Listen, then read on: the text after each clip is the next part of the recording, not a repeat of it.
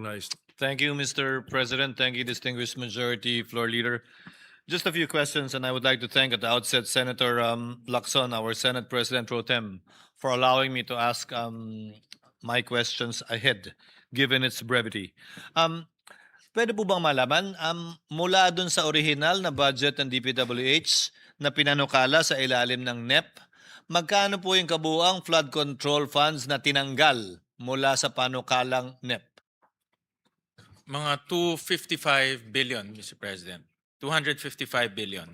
At sa magiging panukala ng kagalang-galang na chairman ng komite, ito'y nilagay presumably sa mga mas makabuluhang mga proyekto ayon sa mga panukala ng ating mga vice chairman. Halimbawa, sa edukasyon, sa health at iba pang mga kahalintulad ng mga departamento o mga gawain.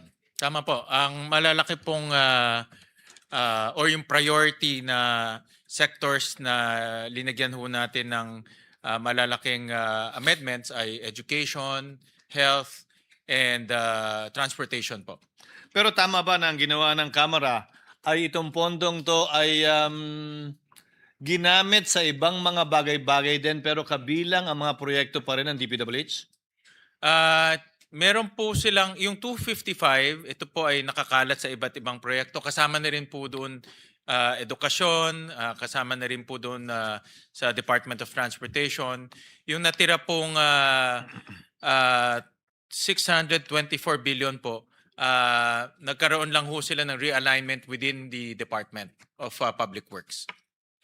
Ayon po sa datos ng DPWH, sa kabuuan ay nagkaroon ng 30,000 flood control projects mula 2018 hanggang 2025. Tama po ba yun?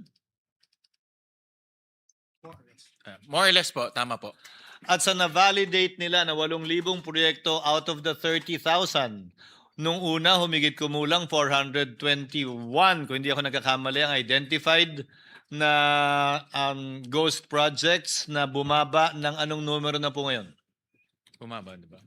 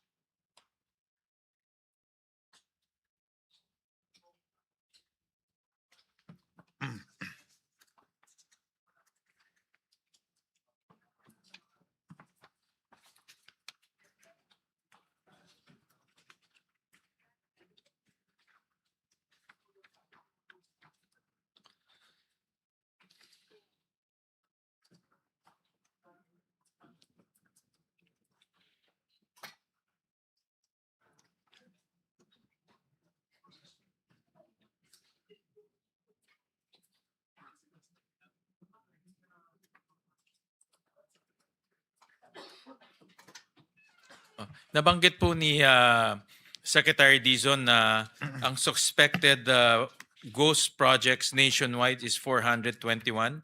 At ito po ay tuloy-tuloy po yung validation po ng ICI at DPWH. So initial po lamang yun? Initial pa lang po. At base sa kanilang initial na pag-aaral, mga anong taon na may pinakamaraming ghost projects na sa na-identify nilang 8,000 proyekto out of 30,000?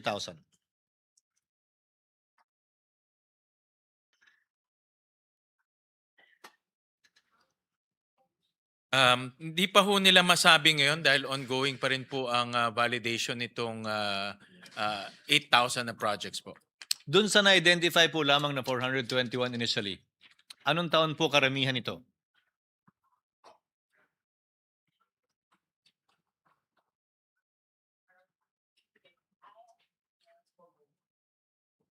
Alam ko po na ang saklaw na period ay 2018 hanggang 2025. Ang tinatanong ko po, ano pong taon karamihan ang may nakita kayo?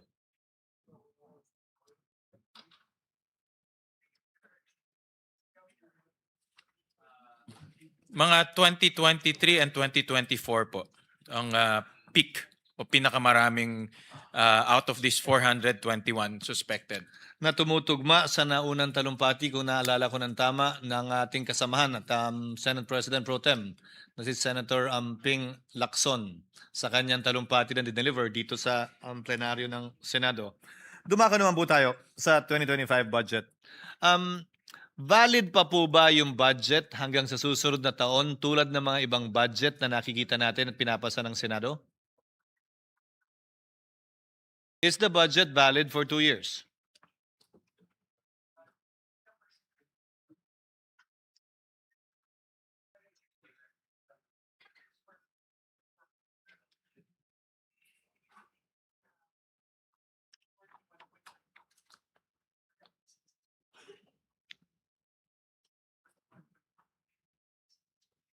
Valid pa ho until 2026. Ang obligation rate po nila is 76%. Ang disbursement po is about 49%. So yung mga hindi ho nagastos nila valid will be until 2026. Actually, ang tatanungin ko po ay gaano tayo makakatiyak na hindi mangyayari sa 2025 budget yun nangyari sa sinabi po ng kalihim sa inyo kaninang narinig ko na karamihan ng ghost projects na na-identify nila ay nasa taong 2023 at 2024. Ano po ba ang mga hakbang na ginagawa nila para matiyak na hindi na ito mangyayari pang muli?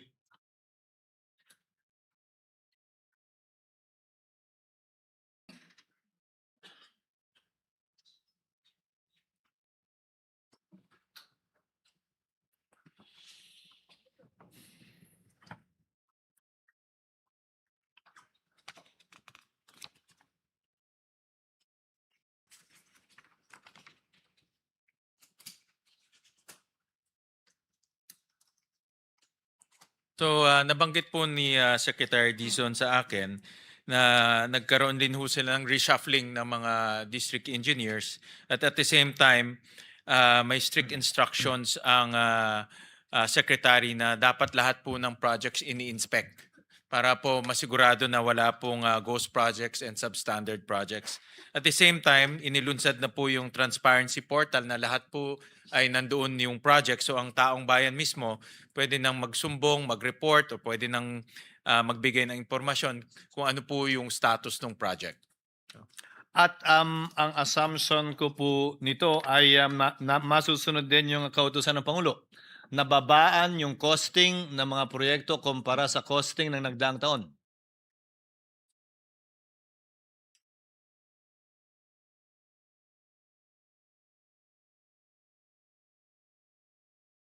Would you like to know where your loved one is?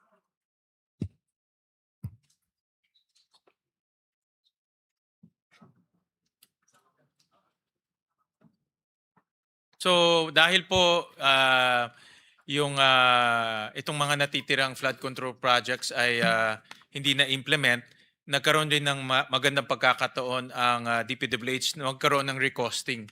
At based po sa kanilang recosting, up to 50% ang nabawasan po sa, on the average to on the average, sa iba't ibang proyekto ng DPWH tulad po ng bridges, tulad po ng roads, pati ho flood control. So ito naman yung kagandahan na na-delay ng konti dahil nagkaroon sila ng oportunidad na babaan yung presyo. So up to 50% On ang the average. pinakamataas. Yeah, On the average or up to 50% ang pinakamataas? Up to 50. Up.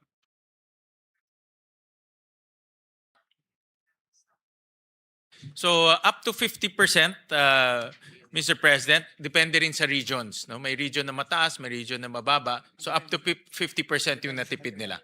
Depende rin sa materials, depende rin kung saan, no? Kasi may logistical issues rin. Kung may double, triple howling halimbawa. Correct, correct. Now, at this juncture, Mr. President, with the permission of the body, and with the permission of the chairman, of course, also, may I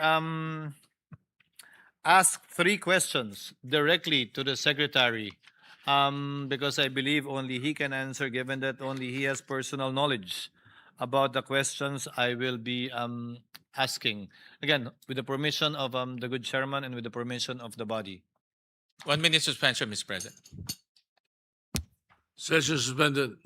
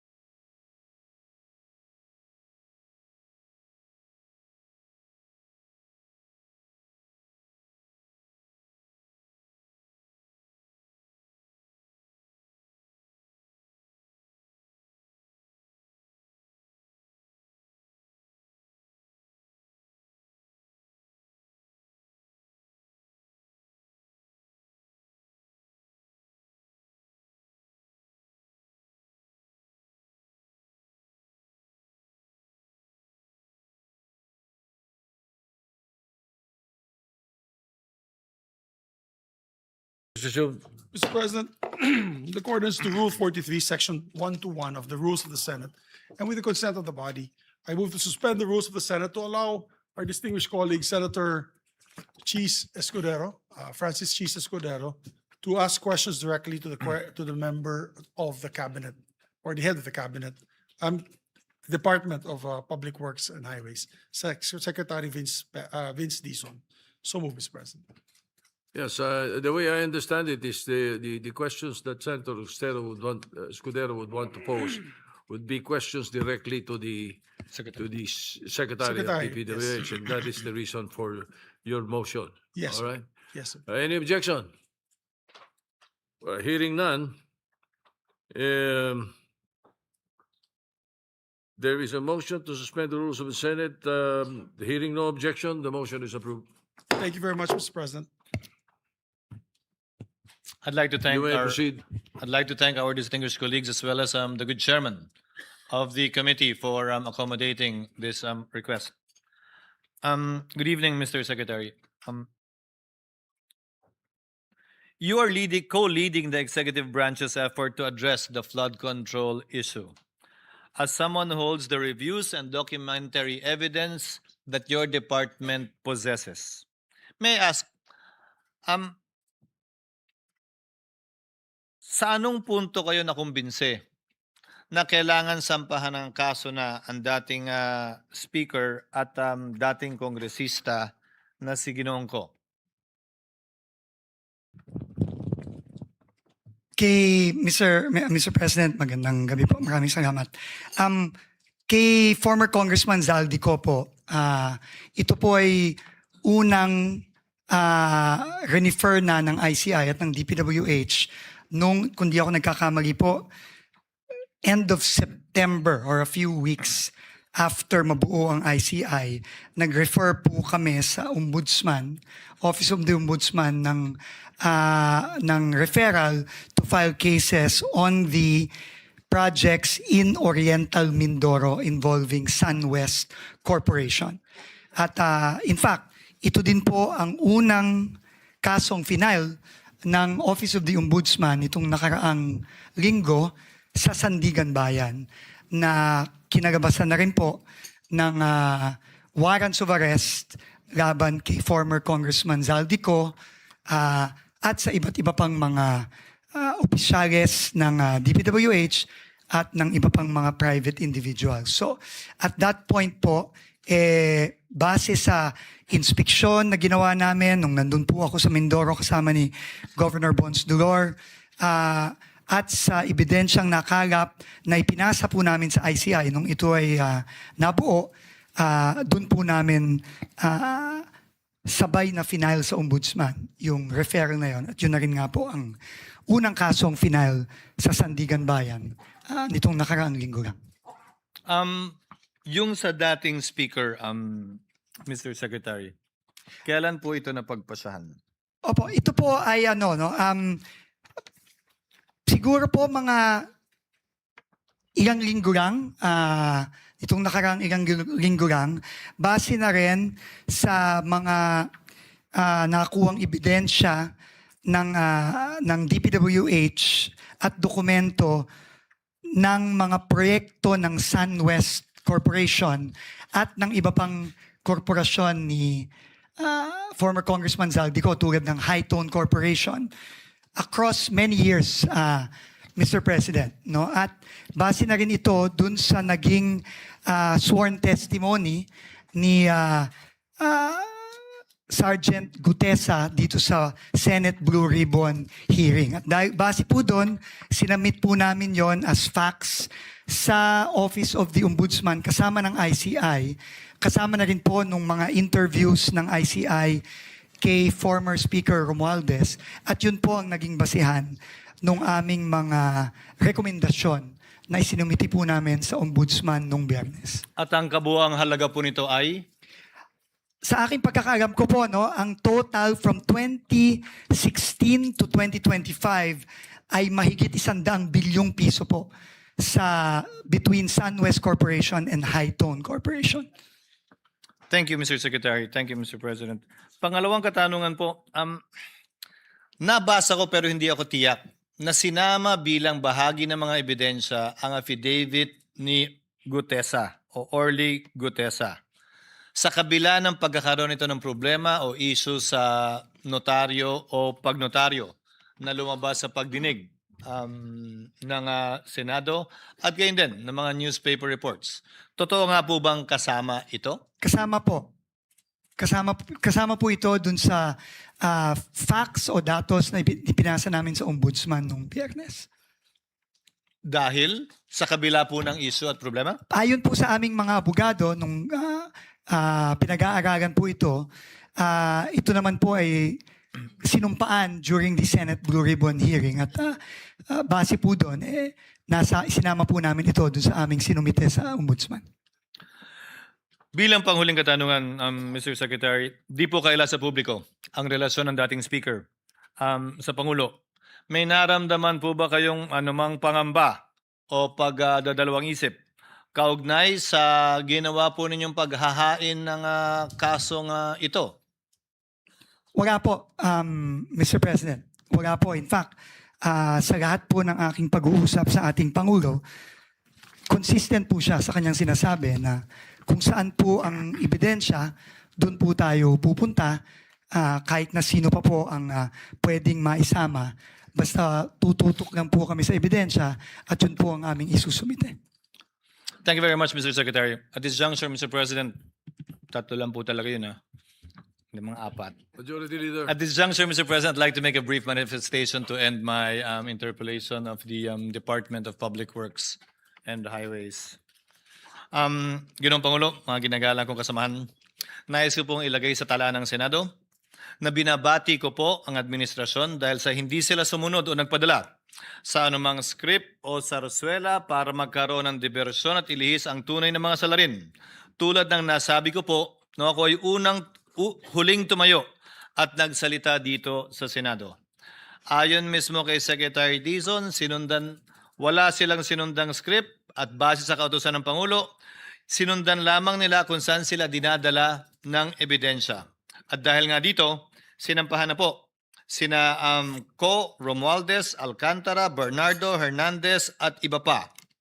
Alam kong naging hindi madali ang desisyon ito para sa Pangulong Marcos nang malaman niyang posibleng sangkot ang kanyang pinsan dito sa isyong ito.